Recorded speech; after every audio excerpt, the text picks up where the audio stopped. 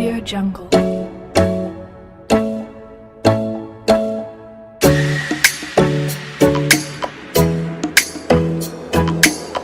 Audio Jungle.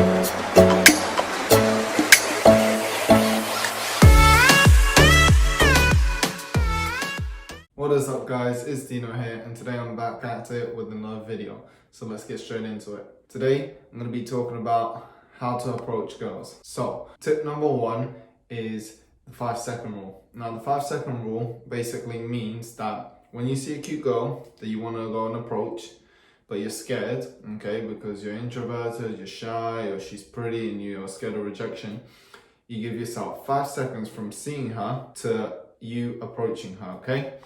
So, see a cute girl, I'm counting in my head, 1, 2, 3, 4, 5. By the time I count to 5, I should be already making my way to her or already approached her within the 5 seconds. What that does is it stops your mind from playing tricks on you or telling you all these reasons why you shouldn't approach her. Maybe she's busy, or maybe you're busy. Maybe it's that it's a rainy day, or she's with friends, or whatever it may be.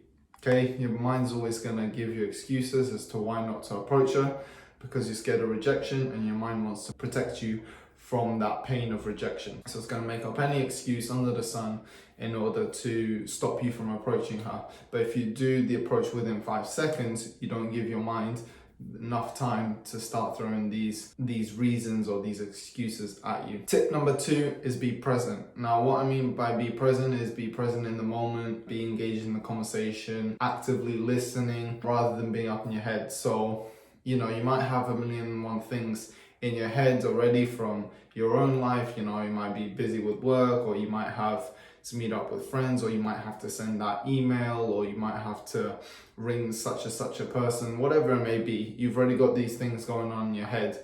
And then when you go to approach a girl, you might be nervous and you might be trying to remember, you know, the tips from this video, or you might be trying to remember pickup lines to tell her, or funny jokes, or whatever it may be you're trying to remember, okay? You've got all these things in your head.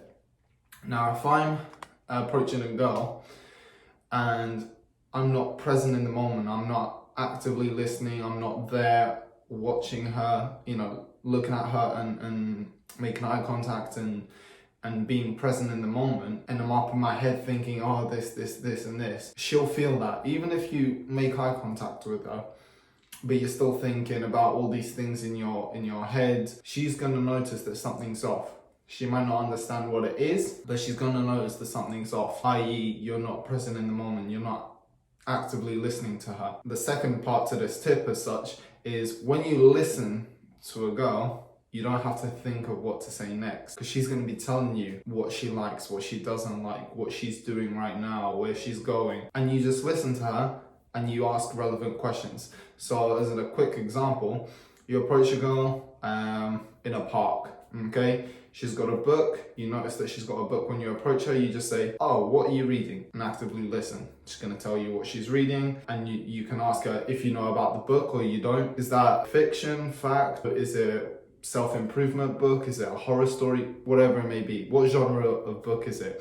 And why do you like it? And then actively listen to what she says, okay? Because she's going to say, oh, it's a horror book, I love horror stories, blah, blah, blah. And then you just go off that conversation. So you know she likes horror stories, then you ask her, oh, what is it about horror stories that you like? And then she'll say, I don't know, whatever it may be, the thrill of finding out who it is at the end, or the mystery in itself, whatever it may be. And you carry on the conversation like that, but be present in the moment and actively listen to her, because she's going to tell you answers that you can use to make relevant questions. Third, this is more if you're in a party scene or a bar or a club, is don't drink. Or if you're going to drink, limit it to 1 or 2. Okay, the reason is because when you're drinking, okay, especially if you're looking more for a girlfriend or a date rather than just a one-time thing, you're gonna be wanting to be conscious and focused on the approach,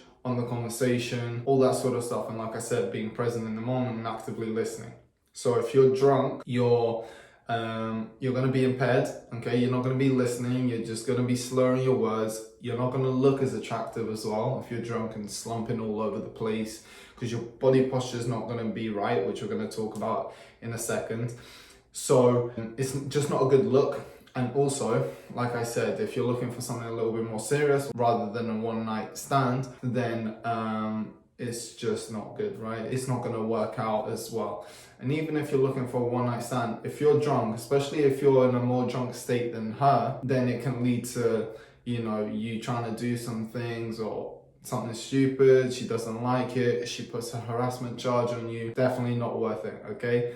Don't get drunk. Stick to one or two, or better, none, okay? Fourth, smile. Smile says a lot more than words can say.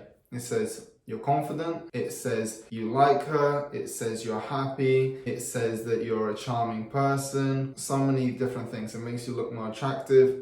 When you smile, it's good, okay? It gives off a lot of good vibes. She's gonna pick up on those vibes, and it makes the interaction a lot more pleasant. Fifth and final tip is body posture, body language, whatever you want to call it, okay? So if you're sitting down, you want to sit down straight, okay? But you also want to take up space.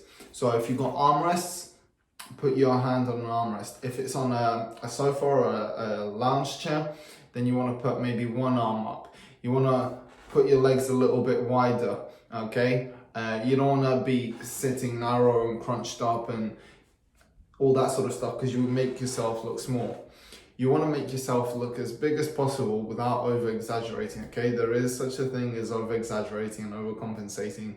Don't do it. Again, it's not a good look. It just makes you look weird, to be honest. So you want to take up as much space as possible while sitting normally, okay? And what that's going to do is it's going to make you look bigger as a person, okay? And females generally, subconsciously, they like a man that's bigger than them because it makes them feel safe and protected. So it makes you look bigger, it makes you look confident, and it makes you look like you own the space or the room or whatever it may be that you're in, If you're standing or if you're walking, you want to have your chest up, okay? Your shoulders back, your head up, okay? So you're looking slightly down. So you don't want to be here where your eyes are looking up. You want to be chin up, looking down slightly, okay?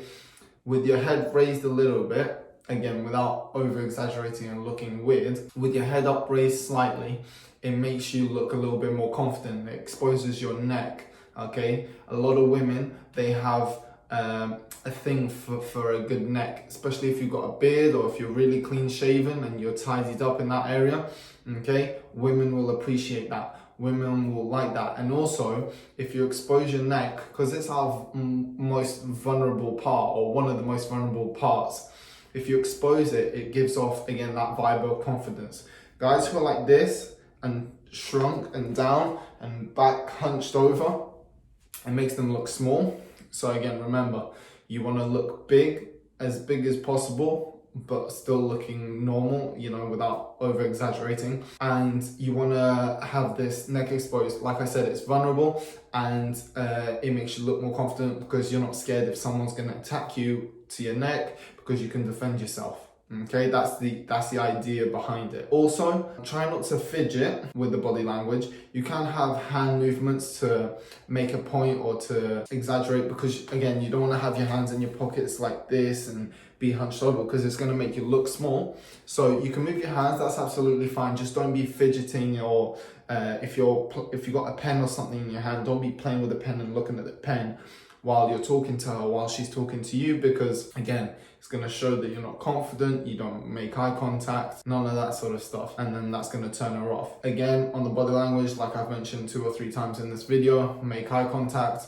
You don't want to give her a death stare like this and be in her face and be too close, but you can look away casually from time to time, but always bring back to making eye contact, because they say that you can see into someone's soul through their eyes. Whether it's true or not, making eye contact just makes you have a better connection with that person when you're talking to them. Makes you look more present in the moment, like I mentioned before, and it makes you look more confident, because You know, you're not scared to look at someone in the eye. Those were the tips for today, guys. I hope you enjoyed it. I hope you had fun, and I'll catch you in the next video.